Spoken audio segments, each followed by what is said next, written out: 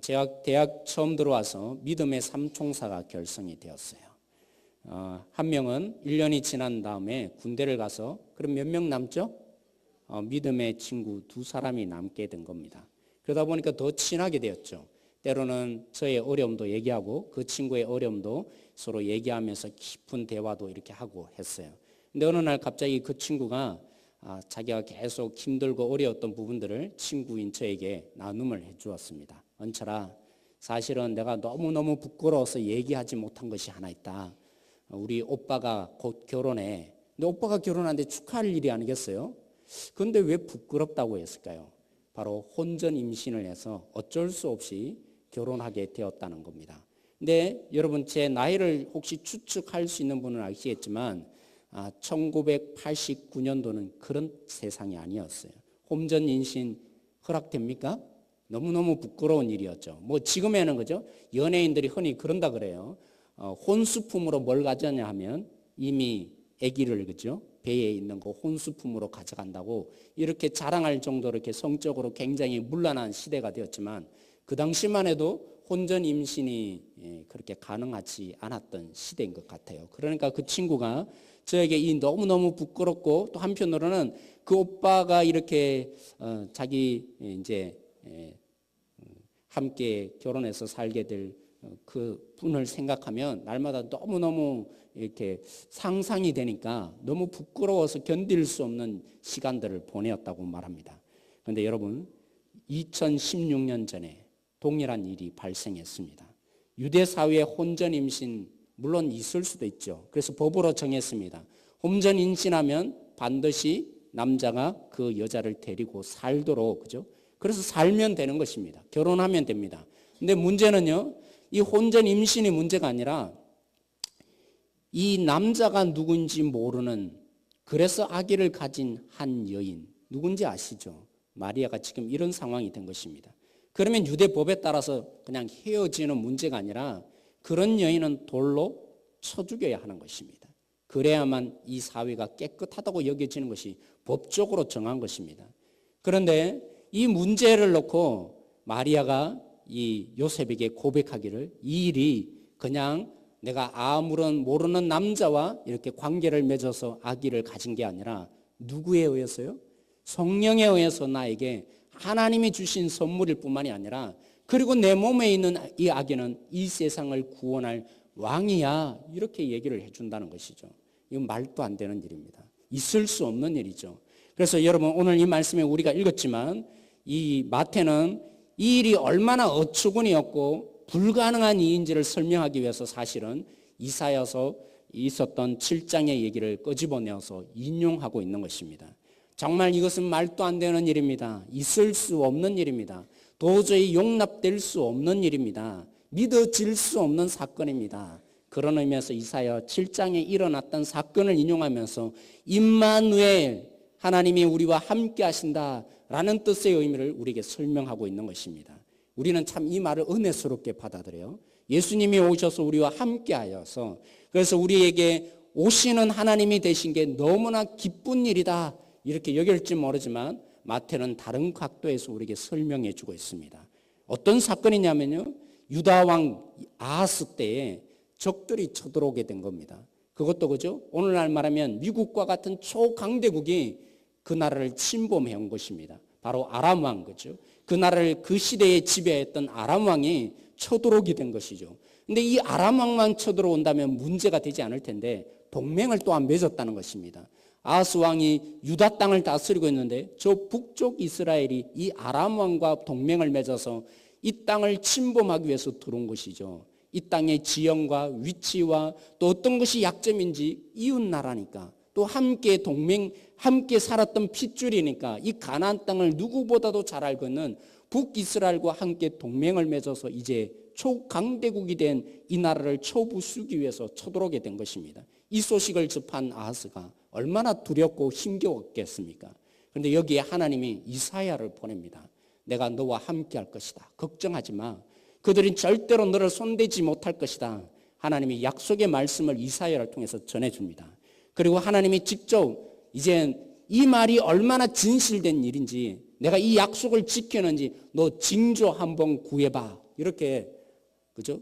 이 아하스 왕에게 하나님이 말씀해 주셨는데 아하스가 어떻게 답변합니까?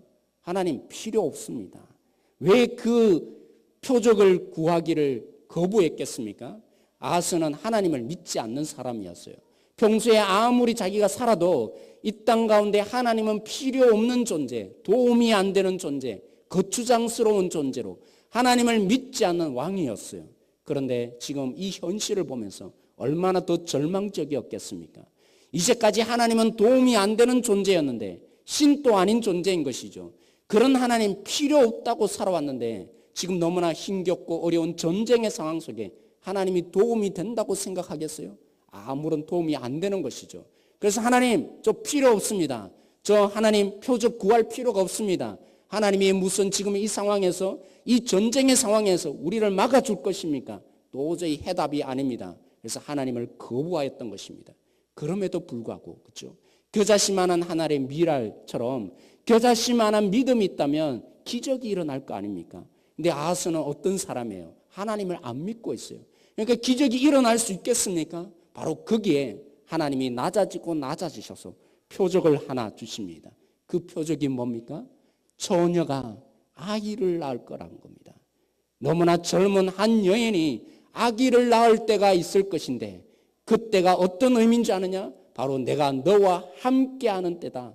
임마누엘의 하나님이 되어주실 때다. 바로 그 얘기를 하나님이 들려주신 것입니다. 이 사건을 마태가 인용하는 것입니다.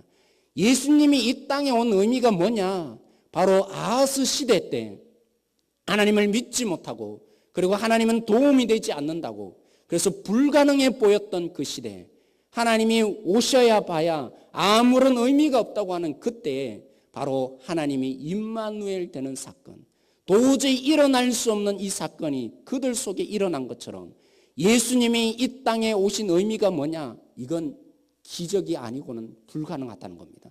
함께 할 수 없는 일, 도저히 일어날 수 없는 일이 우리 가운데 일어난 것이다 설명하고 싶어 하는 것입니다. 사랑하는 성도 여러분 이사야가 그죠? 소명을 받을 때 하나님의 부르심을 받고 환상 중에 하나님을 보았어요. 그때 이사야가 외친 메시지가 무엇입니까?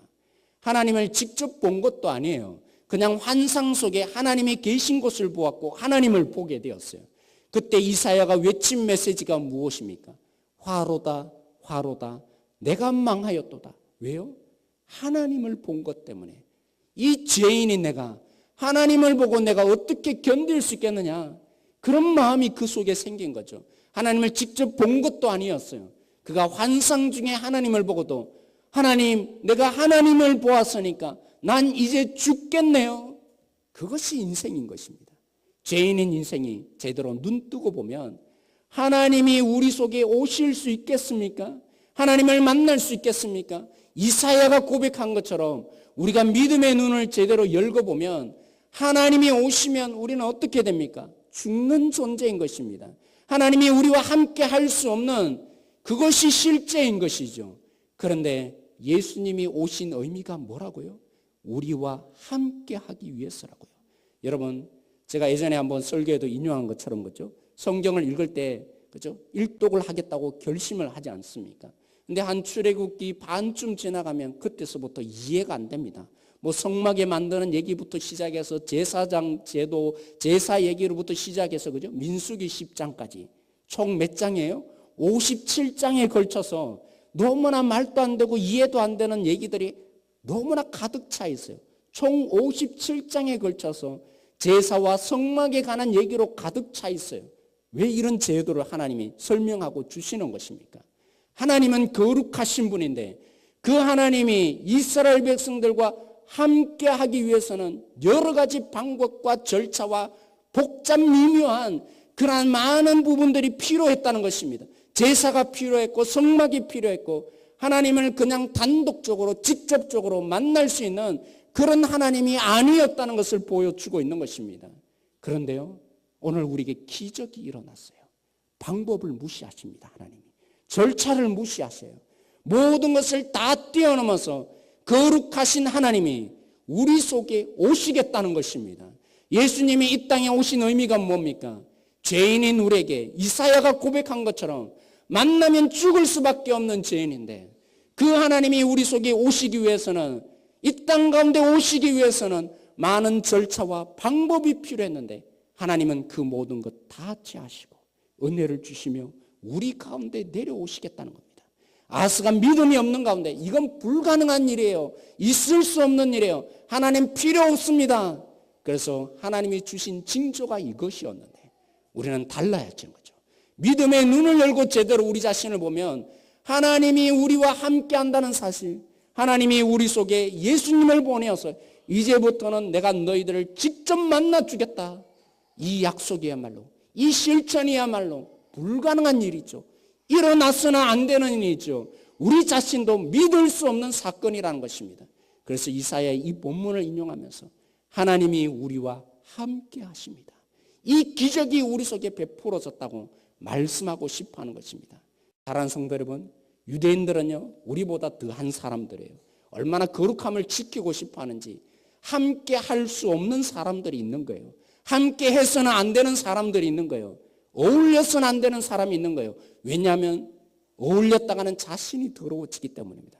자신이 더러워지면 하나님께 예배할 수 없으니까요. 그래서 절대로 함께 하지 않는 사람들이 있어요. 근데 예수님이 어떤 핏줄로 오셨습니까? 예수님이 어느 혈통으로 오셨습니까? 정말 상식적으로 말이 안 되는 것이죠. 시아버지가 며느리와 함께 관계를 맺어서 그래서 아기를 얻었던 그 집안에서 예수님이 오신 거예요. 이게 말이 됩니까? 그래서 또 설명을 해요. 마태는 우리 가운데 예수님이 어떤 가문 속에 왔느냐 도저히 납득이 안 되는, 그렇죠? 바로 몸을 팔던 여인, 그 여인을 통해서 그 혈통 가운데 예수님이 선택하시고 그 가문을 통해서 우리에게 예수님이 오셨다고 말입니다. 여러분, 우리는요, 제 아버지는 처음 목사가 되기 위해서 굉장히 힘드셨어요. 그래서 때로는 포기할 때도 있으셨고, 그래서 믿음에 처음 세우는 가정들을 보면 많은 고난과 눈물이 있는 게 보여져요. 그러나 저는 쉽게 예수님을 믿었죠. 그래서 나름대로 아버지를 자랑할 게 있어요. 근데 아버지는 어떻겠어요? 대부분에 그래요. 참 많이 주눅드는 것을 봅니다. 내세울 것이 없다고 여겨집니다. 근데 예수님이 어떤 가문 속에 왔나요? 이방인 여자를 통해서 그 가문 속에 씨를 주시고, 그래서 예수님이 이 땅 가운데 태어나는 그런 가문이 되신 거예요. 그리고 예수님이 어떤 가문 속에 오셨던가요? 예수님은요, 간통을 하다가 발각되었어요. 그래서 이 발각을 멈추게 하려고 살인죄를 지었던 바로 그 가문 속에 예수님이 오신 거예요. 그리고 마리아라는 사람이 누굽니까? 남편이 아닌 거죠. 예수님이라는 이 아기가 가장 비정상적으로 아기를 얻었던, 만약 사람들이 알았다면 믿지 못할, 죽여야 될 그 가문 속에 예수님이 오신 것입니다. 사랑하는 성도 여러분, 유대인에게 왜 이 마태는 족보를 얘기하면서 여인들의 이 비정상적인 삶을 얘기합니까? 예수님이 이 땅 가운데 오심의 의미는 바로 이런 의미라는 겁니다.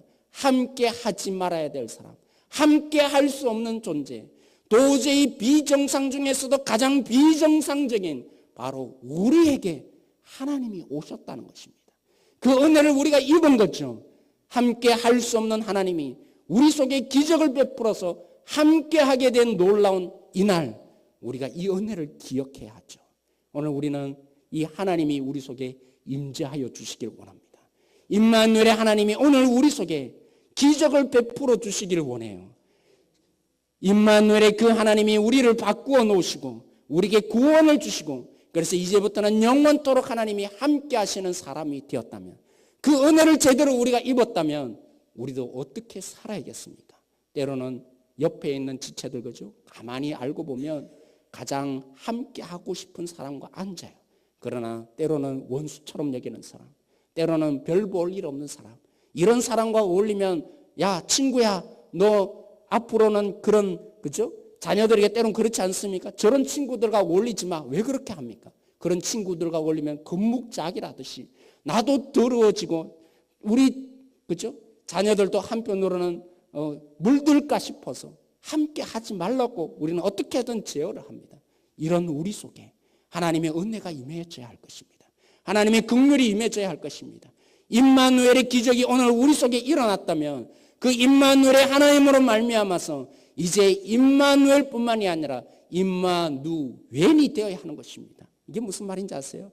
엘은요 하나님이란 뜻이에요. 하나님이 우리와 함께 한다고 할 때 엘이라는 단어가 하나님이라는 뜻이에요. 엘, 그죠? 신이 우리와 함께 한다. 웬은 뭘까요? 그렇다면 우리가 함께 해야 되는데 누구와 함께 해야 될까요? 웬수요. 하나님의 기적이 우리 속에 임하기를 원합니다. 우리가 함께 하지 못할 사람이 없어야 하는 것입니다. 연약하고 부족하고 힘이 없고 때로는 물들 것처럼 보여지는 사람, 우리가 그 기적을 받은 사람이 아니겠어요? 가장 비정상적인 가정 속에, 가장 함께 할 수 없는 그 가정 속에 예수님이 태어나시고 기적을 베풀어 주셨다면, 이 은혜를 우리가 안다면 오늘 우리는 함께 찬양하며 예배드리며 헌금을 하는 우리가, 오늘 우리가 행복한 교회, 행복한 성도를 꿈꾸고 있다면 우리에게 모든 장벽이 이제부터는 사라지기를 원합니다. 오직 그 기적을 제대로 하는 우리가 이제부터는 모든 쌓았던 담들이 무너지고 왼수도 이제는 함께 하여지는 은혜가 임하여지기를 원합니다. 사랑하는 성도 여러분, 땅에서 매면 어떻게 한다고요? 하늘에서도 매고 땅에서 풀면 하늘에서도 풀린다 그랬어요. 임마누엘의 그 하나님으로 인해서 이제 땅이 풀리고 하늘이 풀려지는 복이 임하여지는 진정한 크리스마스의 의미가 우리 속에 생생히 살아나는 역사가 있기를 소망합니다. 기도하겠습니다. 하나님, 주님이 우리에게 오시는 것은 일어날 수 없는 일입니다. 주님이 오시면 우리는 죽어야 합니다. 화로다 하로다 망하게 되었도다. 그런 우리들에게 주님이 찾아오셨습니다. 구약의 그 많은 절차와 방법이 아니라 친히 우리 가운데 오셔서 우리를 바꾸어 주셨습니다. 오늘 이 말씀의 은혜를 우리들이 받고 우리가 실제화되어지기를 원합니다. 우리가 모든 지체들 품어줄 수 있으며 함께하는 진정한 임마누엘의 하나님 증거하는 사람으로 살아갈 수 있도록 주님 우리 가운데 붙들어 오십시오. 오늘 온 가족이 주님께 예배합니다.